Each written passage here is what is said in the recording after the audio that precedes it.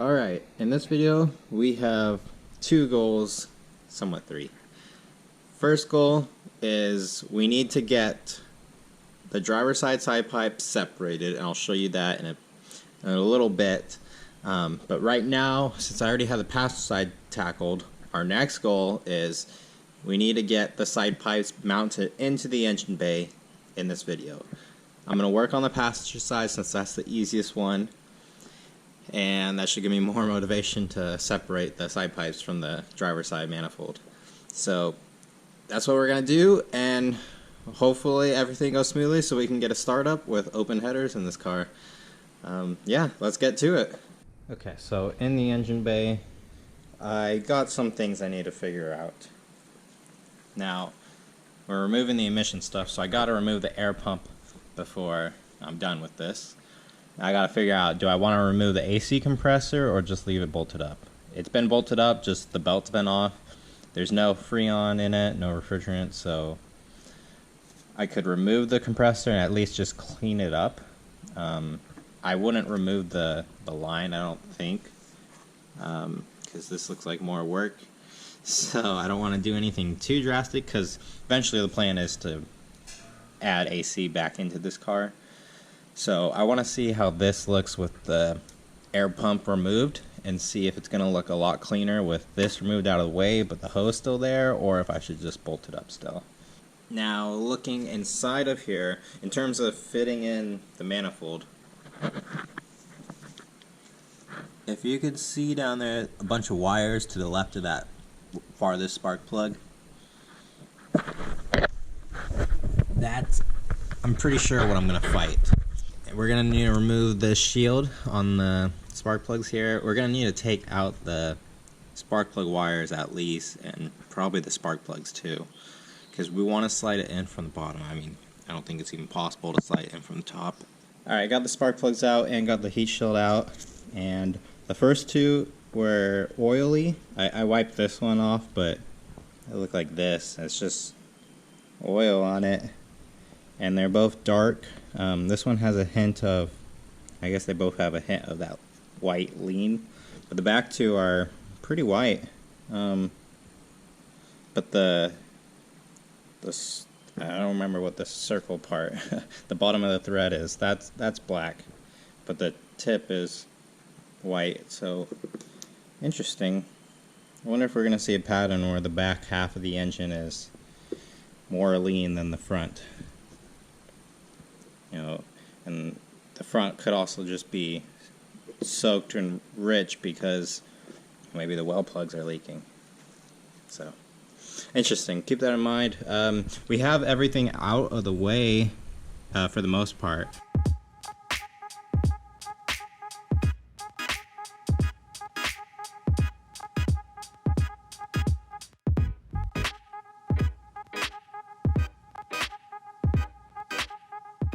Alright, got a bunch of the pulleys off, the smog pump, and all the brackets that go with it. So here's the AC compressor just dangling here. If I want to put it back on, I got to either buy a bracket or make the bracket work, which I believe I could make the old bracket work. I don't know. I think I'm going to pull this compressor off, disconnect the lines, and then I'll tuck the lines somewhere so they are secure, and I'll just keep the compressor in storage until it's time for me to finally put AC onto this car. Alright, so after you safely and properly remove all the refrigerant, of course, then you take the AC compressor. We got this space freed up. I took off the other bracket that was down here. So we're good here. Time to fit the passenger header in here. This is going to be a challenge.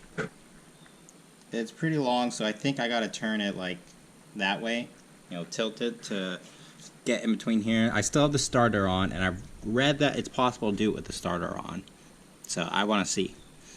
If anything, I think I'll have to remove the wires to the starter, but let's give it a go and see what happens.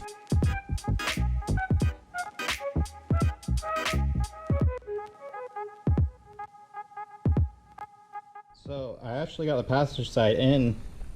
As you can see, I just got it mounted up with my impact gun, and I got a jack under there holding the middle of it. Probably should have put like a trans jack on this side and then my jack on that side. But now the problem is it's kind of heavy, so it's hard to maneuver with this, like just wiggling this. I think I'm gonna, do one of these where I put my foot on here and I kind of lift it up. But man, I didn't even need to remove the starter or anything, and I just barely had it high enough off the ground. So once I'm done with this, I'll measure how high my jack stands actually are up, so you'll know exactly what the bare minimum is.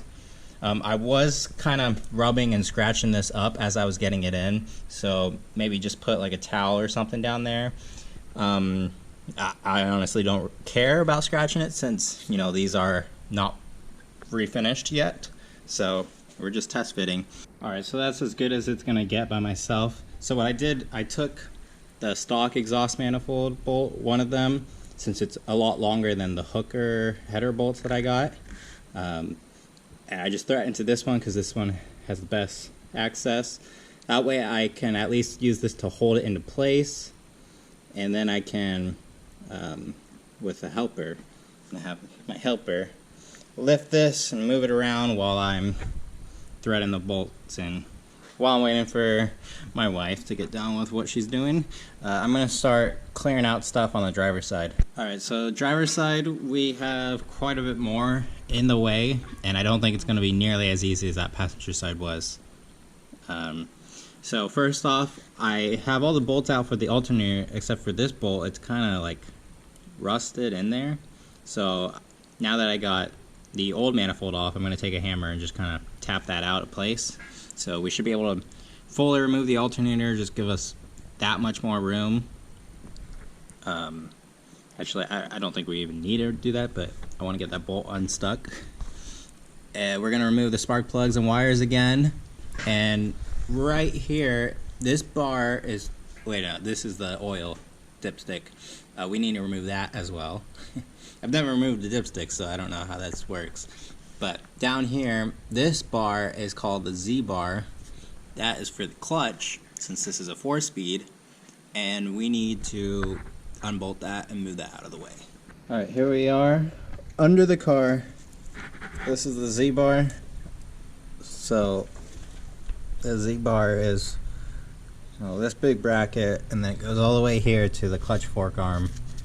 So I believe what I have to do is undo the clip here, and then we have to unbolt it from the driver's side, and then we got to see what else is required in order to take it off. I'm reading of a tutorial or right up on a forum, and it says to do the clips, so maybe I'll just do the clips and then unbolt it. There's a bolt back on this side of the bracket on the frame. I can't see what it is, so we're just going to take a guess and just get it off. Got the Z-bar out of the way.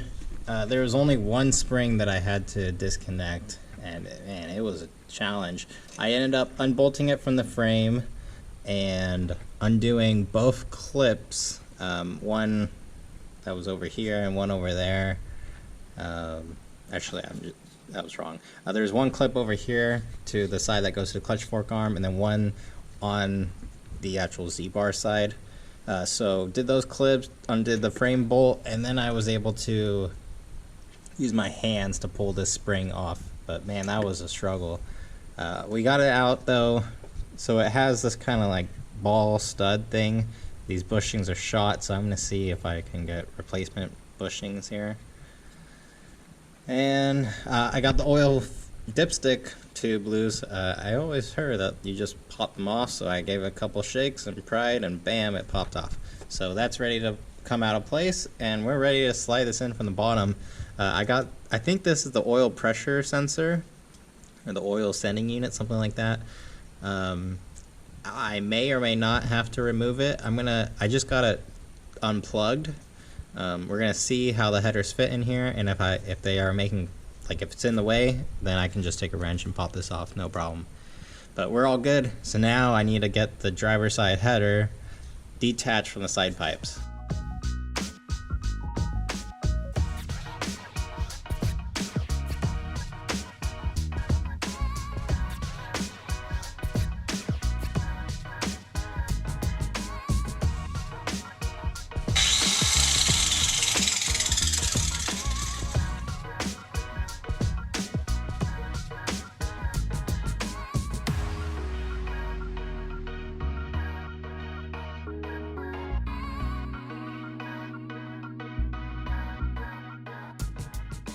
So as you saw, I brought out the angle cutter, the grinder. Man, these side pipes are just in there, and I finally just decided, you know what, since I have to scrap these anyway, since I want side pipes without mufflers in them, and the muffler baffles that are in here are just so rusted and seasoned there, there's no way I'm gonna get it out. It's just not worth my time to even bother. I decided, all right, fine, I'm just gonna cut these up. So I took the grinder and I went across, and now I pried it up. So yeah, it is just rusted solid in there. The front lid really wasn't that bad, but it's this middle intersection, and no matter how many times I heated up my torch and pounded on it, nothing was working. I ended up bending both of these brackets, so I just don't have any other leverage to pull these off. If the headers were bolted to the engine, then I could put something and come up with a way to yank it off, like maybe tie a rope to it and drive off with my truck. But I just don't have the means, and these side pipes I'm getting rid of, so you know, I just made that decision. It's time. I just had to cut it. It wasn't worth my time fighting anymore. And I didn't want to damage the header part. You see, I nicked it in a couple places, but it'll be fine over here, because really the sealing for exhaust leaks happens over here, where, you know, it's rusted solid. But okay, we got it off. We can see through to the end of the side pipe, so we did not damage the side pipe at all with our cutoff wheel, which is good. Now I just need to keep prying this off until it eventually pops off. All right, we got the driver's side off. Man, what a struggle. So I'll show you what we ended up doing, what you already saw. We cut here, and then, you know, just continued to put little pry bars and screwdrivers in the side, hammer through, and just widen that gap until finally it broke off. Just look at all that mouse stuff in there. Mouse stuff, and then the muffler insulation is just everywhere. The header didn't suffer too much damage. It has some chips in some spots. With the driver's side finally detached, I think I earned myself a lunch break, so I'm gonna take a little break, then get back out, throw this in there, and then we can tighten down both manifolds. So unfortunately, you know, as I was saying, I had to get new side pipes eventually. Looks like I have to do it sooner than later now, because this one's just not usable anymore.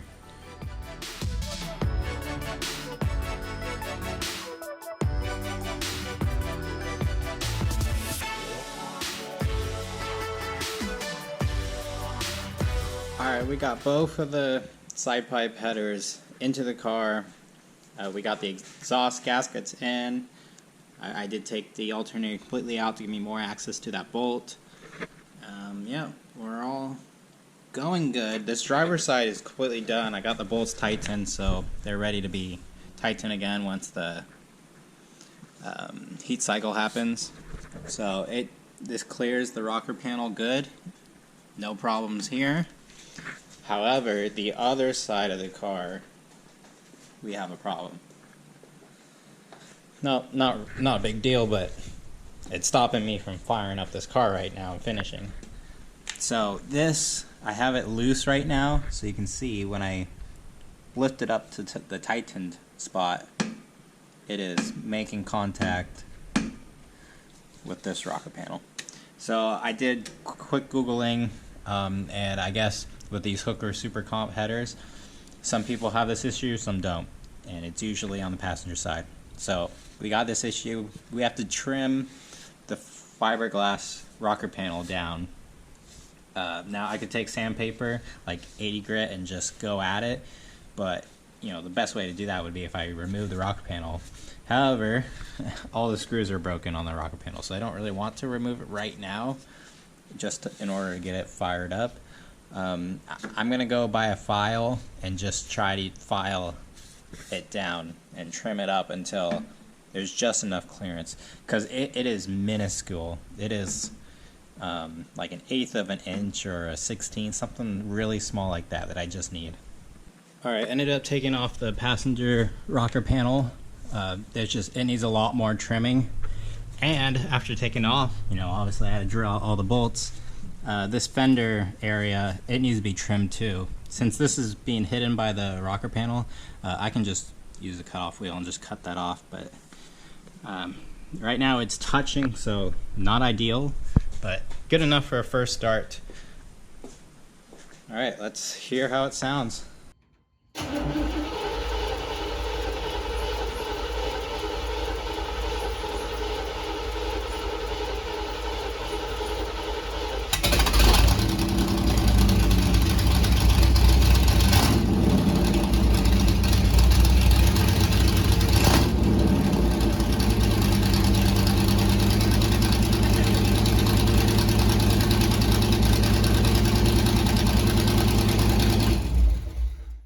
Was that loud enough for you? That's a lot louder than I thought. Oh my god.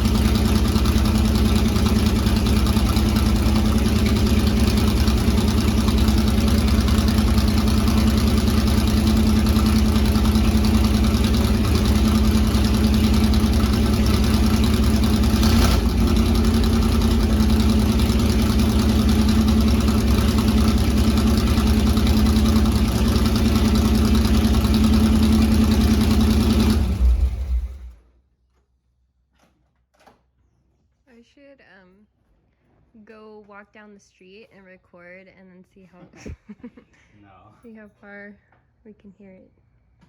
All right, not gonna lie, that was a lot louder than I thought it was gonna be. It is open headers, but the car is also idling high still. So I'm going to order a tachometer so I can see the RPMs instead of just guessing. Just something so I can set it up, and something that'd be good for testing and messing with vehicles. I know it's something to do with the choke because it only idles high when the car is cold.